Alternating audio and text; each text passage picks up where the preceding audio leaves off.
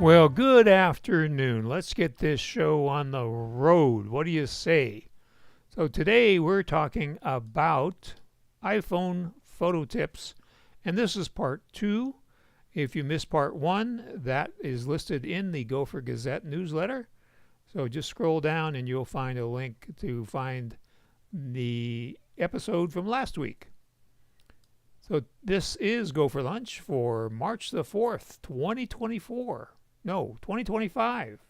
Brought to you by GoFor Technology. I'm Roger Harmon, your host, and we are here to make your technology work for you. Well, today is March 4th, the only day of the year that is also a sentence. So, if you'd like to know some ways to March 4th in your life, I have a nice article linked down below in the description that talks about planning and about setting goals. It's very interesting. I think you'd get a lot out of it. And of course, today is also Mardi Gras. So lots of things happening on March the 4th. So hi, Chris and Bob. So let's talk about some photo tips to improve your iPhone photography. So one thing you can do is override the auto exposure to get just the kind of lighting that you're looking for, because sometimes the auto exposure doesn't capture lighting exactly the way you want it. And the way you do that is you tap and hold the screen on your subject to lock in the exposure, and then you use the little sun icon to the right of that rectangle or square that comes up to adjust it to lighter or darker images. So let's see how that works. We're going to unlock our iPhone with Face ID, and we're going to use a stylus. So we have the iPhone live on the right so you can see what I'm doing, and then we have an image on the left that's maybe a little clearer. So we're going to go into our photography folder and tap on our phone, and here's our model. We call him Smiley. So now we tap on Smiley, we get the rectangle, and here's the sun icon, and as you can see, as we drag it down, it underexposes, and if we drag it up, and you can just keep dragging it up until it's really overexposed. So you have to sometimes kind of refresh it and get it back to wherever you like it. So that's the way the exposure can be manually operated. A great tip is before you leave the house, make sure that there's enough storage space available on your iPhone to accommodate the pictures that you're going to be taking at an event. You don't want to run out in the middle of an event.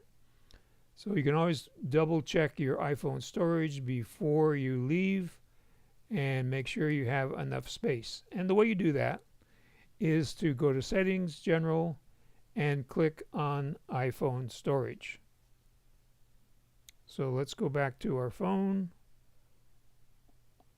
and we're going to go to Settings, and we're going to get back here. We're in General already, so the third thing down is iPhone storage. And so you can see I'm using 192 out of 256. So I've got some space over here in the gray. That's my available space. And so I'm pretty good to go. But if you don't have enough space, you can add additional storage to your iPhone. So one way to do that is if you have a recent model iPhone with MagSafe, you can get this 512 gigabyte magnetic portable solid state drive that just magnetically sticks to your phone and then plugs into your USB-C port, and you have a whole lot of space to take those additional pictures. It costs $89.99, but there's also as of yesterday anyway, there was a $25 coupon. So when you check this little coupon box on Amazon, you will get a pretty good deal on a lot of storage. And of course, when you're not out taking pictures at an event, you don't need to have that there. And of course, you would transfer it to your Mac to keep space available on your iPhone. Another solution is this device. Again, it plugs into your USB-C port, but this one now has 3 connections. It has a USB-A and 2 USB-C, and the advantage to that is you can charge your phone while you have this additional storage device. And the storage is this micro SD card here. Again, the advantage to that is that you can have multiple micro SD cards, so you can have unlimited space. When you fill one up, you just plug in another one and off you go.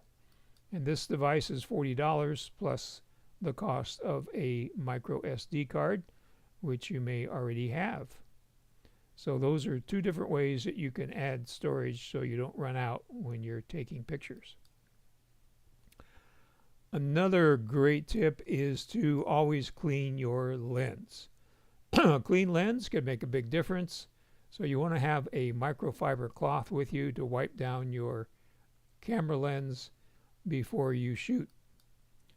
And you'll avoid hazy, blurry, dusty, grimy particles on your lens and make things look a lot better.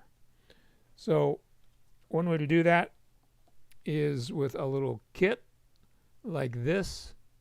So this has a microfiber cloth up here in the cap, falls right out, and then we have some lens cleaner and a little spray bottle.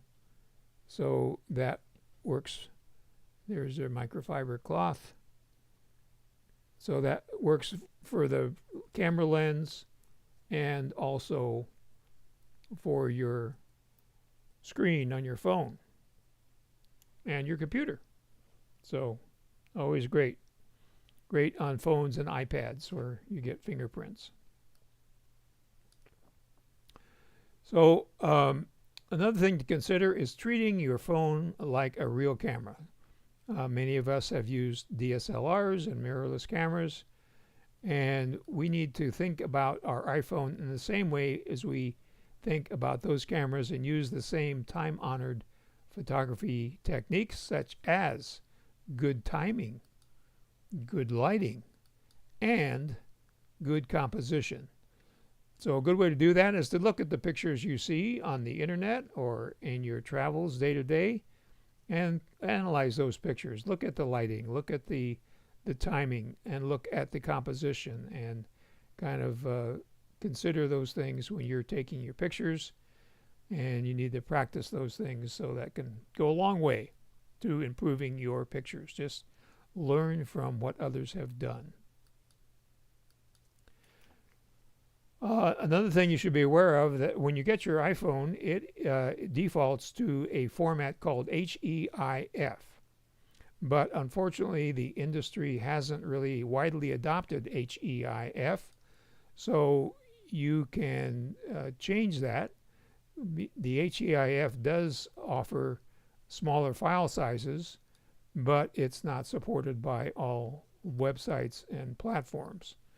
So when you need to have these photos available to upload to these other platforms like WordPress, Pinterest, social media, you want to convert them to JPEG before sending. And you actually want to convert them before taking the pictures. So the way you do that is you go to Settings, Camera, Formats, and then you select the most compatible, and that will convert your photo to JPEG.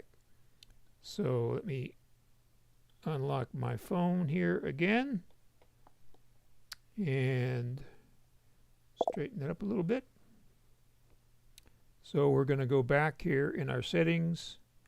We are in general, and you can see here the third option is iPhone storage.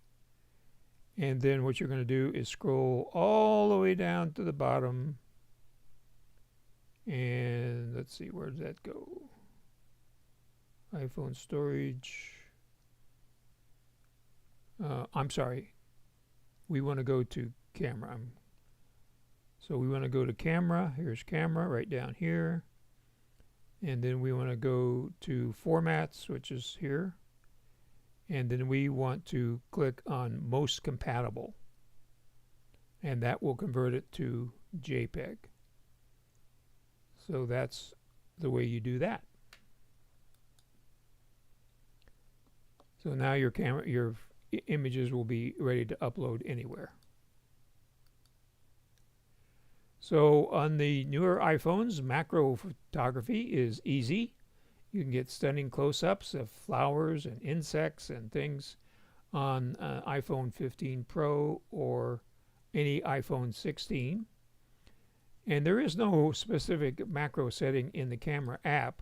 So to activate it, you simply move your phone as close to the subject as possible, and then the camera will automatically switch to the macro mode.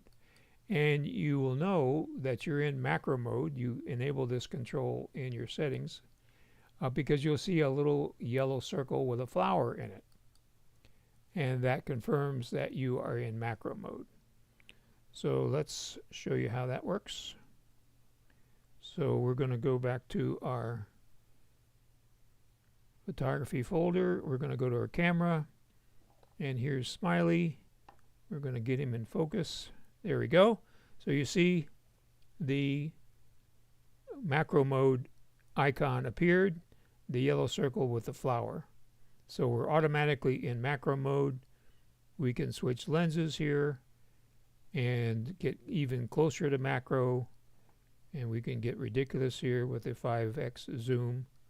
Look at those teeth. And of course we could use the wide angle, which in this case is not that macro, but you can see it stays in focus here. So that's another handy way to take some interesting pictures.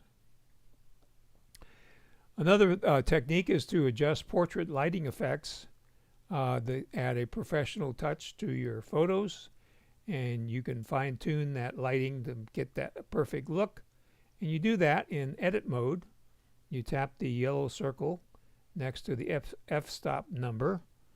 So let's do that. So we're going to go back here to our camera, our iPhone, and we're going to swipe up to get out of there, and then we're going to go into our photos, and then we're going to find a portrait here. Let's find this one. Oh, that's a video. We can't use a video. Well, we'll just use Smiley here. So here's Smiley, and we go into our edit,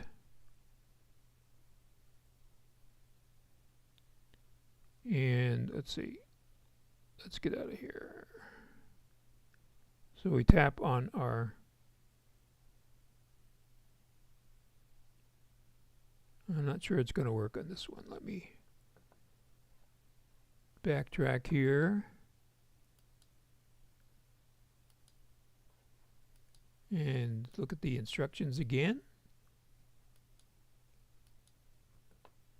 So we go to edit mode, and we're supposed to get a yellow circle next to the f-stop number. And for some reason that's not coming up.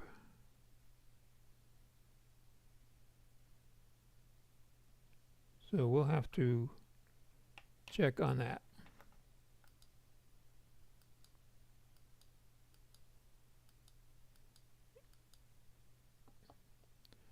Okay, so another thing you can do is adjust the background blur after taking a picture.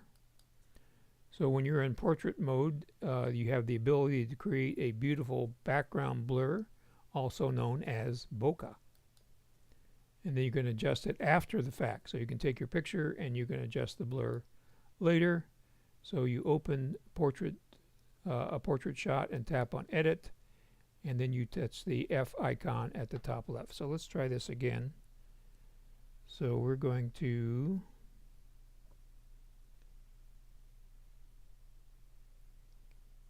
go back to our pictures.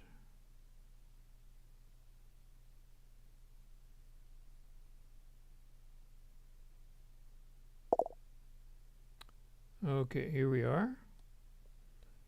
So we're going to go find a portrait. I have one here. I have to have one that I took with my camera. And let's see where we have one.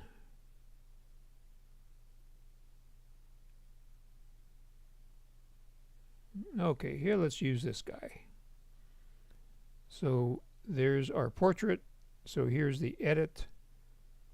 The 3 horizontal lines with the little circles on them. And then we're here in portrait. And so you can see the f-stop here is f4.5. So you would adjust it. So you can see here you have a pattern on the blanket behind the dog. So watch that pattern right there. So now that pattern is blurred out. So that's how you do the bokeh. And then of course this little dot here is the way that it started out. So that's the way that works. And up here, now here's the studio lighting. So here's the contour light and the studio light, the natural light. So watch the face here. You can see how the face is lit up a little bit. There's the stage light, which is a pretty extreme effect. And then we have stage light mono and high key mono. So you can see how the portrait lighting works there that we didn't get before. Okay. So again, you just adjust the slider. You move it left to make it more blurry. You move it right to sharpen it. And a little blur is enough. You don't want to get too carried away with the blur. Now you can fix closed eyes during live photos. So sometimes people blink at the wrong moment. You can save the shot when you're using live photos. And of course you need to make sure that live photos is turned on before you take that photo shot. And then in edit mode you can tap the live tab at the bottom of the screen, and then you can scroll through the frames until you find the one photo where the subject's eyes are open. Then you tap and make that the key photo and set the open-eyed shot as the primary image. So again, you need to have live photos turned on when you're going to be taking a portrait or a group shot and be able to use that feature. So now your perfect portrait is restored. So you can extract people from a photo and put them in a text or an email. That way you can send just the person without the background, and here's the easy way to do it. You open the photo and press your finger down on the subject. After a brief moment you'll see a cutout of that person, and then you tap copy, and now you can paste it directly into a message or an email. It works best when you have a higher resolution image and where the software can distinguish the edges. So let's go back to our photos. We're going to disregard the changes here and go back. And I have a photo here. If I can find it, where we have a guy that's looking at the camera and we want to get rid of him. So it should be right about in here. There it is. Okay, so here we have this guy here, and he's looking at the camera, and we I just want to isolate him. So there we go, and then we hit copy right here. And then I can go to messages. And we're going to send this to Bob. Well, there, I did it already, so let me just get rid of him, and we'll just do it again. So now I click on the message, and we get the option to paste, and here he goes. So now I can send this to Bob, and now Bob's got a picture of him. So that's the way that that works. So you can also erase people if you have an iPhone 15 Pro or any iPhone 16. So sometimes you snap a picture and somebody accidentally walks into the frame just as you're clicking the shutter. Or somebody looks really weird and you want to take them out of the picture. So you can use this nifty feature to remove unwanted people from your photos. So the way you do that is you open a photo in the Photos app. You tap Edit, and then you click the Cleanup tab. Then you use your finger to swipe over the person you want to erase. You kind of draw a circle around them. And then within a few moments, the software will automatically remove them. So this works, again, best with people that are isolated without much movement and they have some space between other people. So let's go back to our phone. We're going to use this same picture, and so we want to get rid of this guy, so we're going to tap on Edit, which is right down here, and we're going to tap on Cleanup, which is supposed to be an eraser. Okay, so now we're in Cleanup. So now we're going to draw a circle around this guy, and bam, he's gone. So we don't have him looking at the camera anymore. So that's the way you can remove people from your picture. So that brings us to questions and comments. So if you haven't already, write those down in the comments section. And do me a big favor and share our YouTube videos and the GoFor Gazette, which comes to you every Monday morning about 7 o'clock in your email inbox, with somebody you know that uses Apple devices so we can help more people. And if you are a participant in Zoom meetings, you may want to update your Zoom Workplace software to 6.3.11. So let's see what you have to say. I get a click every time somebody makes a comment. And let's see what we got here. So Chris was sneaking in, and Bob says, I don't think that I received. Okay. Bob says, any of the cookies that you promised during the last GoFor lunch. Okay. And Diana's here, and she's heard that phone photography is extremely popular. It's great to have these tips. Well, glad you like that way. And of course, as the saying goes, is the phone that you always, or the camera you always have with you is your phone. And Bob and Chris are talking here. And this good question, Chris. Is there a way to turn off stickers? I think the way to turn off stickers is never to click. So when we clicked on copy, the other option there was stickers. So if you don't click on stickers, you don't create a sticker. But as far as turning them off, I think once you create a sticker, it's there to stay. And Bob says, thanks, good tips. Well, good. And Bob's a professional photographer, so that means a lot. Chris says cleanup works really well. Sometimes it picks up objects you might want to remove and just need to tap on those objects. Yeah, that's pretty amazing. That's using machine learning or artificial intelligence, and it really makes editing your photos a lot easier.